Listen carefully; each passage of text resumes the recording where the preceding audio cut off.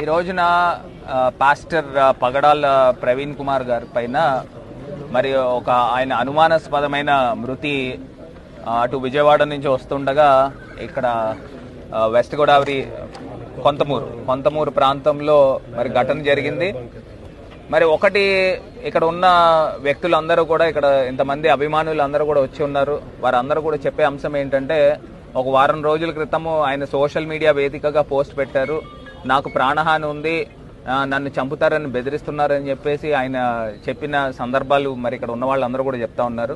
ఒక్క అంశం అయితే క్లియర్, ఇవాళ పోలీస్ డిపార్ట్మెంట్ కూడా డిమాండ్ చేస్తూ ఉన్నాము, పూర్తి స్థాయిగా నిజాలు ఏంటనేది బయటికి తీసుకురావాలి, పూర్తి స్థాయి ఎంక్వైరీ చేయాలి. ఎంక్వైరీ చేసిన తర్వాత ఈ ఘటన ఎలా జరిగింది, ఈ ఘటనకి పాల్పడిన వారు ఎవరు, ప్రేరేపించిన వారు ఎవరు, ఇవన్నీ కూడా పూర్తి స్థాయిగా ఎంక్వైరీ చేసి బయటికి తీసుకురావాల్సిన అవసరం కూడా ఉందని ఈ సందర్భంగా డిమాండ్ చేస్తూ ఉన్నాము. ఒకటే అంశం చెప్పేది ఏంటంటే, ఇప్పుడు ఈ కూటమి ప్రభుత్వం వచ్చిన తర్వాత మరి ప్రత్యేకించి ఎస్సీల పైన, దళితుల పైన, క్రిస్టియన్స్ పైన ఏ రకంగా అవమానకరమైన ఘటనలు జరుగుతూ ఉన్నాయో మనకు కనబడుతూ ఉంది. మనకి నిన్న కాకమున్న నల్లజర్ల మండలము దూపచర్ల గ్రామంలో అంబేద్కర్ గారి యొక్క విగ్రహానికి చెప్పుల దండ వేసి మరి అవమానించిన పరిస్థితులు కూడా కనబడుతూ ఉన్నాయి. మరి ఉదయమే చూసినట్టయితే అక్కడ బొల్లినేని హాస్పిటల్ దగ్గర ఒక డాక్టర్ యొక్క అనుమానాస్పదమైన చావు బతుకుల పరిస్థితుల్లో ఇవాళ మరి ఆమె ఉండడం కూడా జరిగింది. ఆ ఘటన జరిగి 3 రోజులైంది.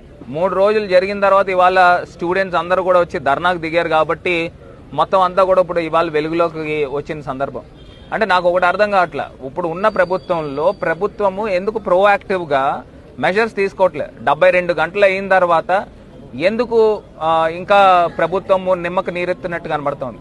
మరి ఈ పాస్టర్ గారు వారం రోజుల క్రితం సోషల్ మీడియా వేదికగా ఆయన పోస్ట్ పెట్టినప్పుడు దీనిపైన కూడా పూర్తి స్థాయిగా దర్యాప్తు జరగాలి. మేము ఇప్పటికైనా పోలీస్ డిపార్ట్మెంట్ని డిమాండ్ చేస్తూ ఉన్నాము, మీరు దీనిపైన మీరు పూర్తి స్థాయిగా సమగ్రమైన విచారణ జరపాలని మరి వాళ్ళు డిమాండ్ చేస్తాం.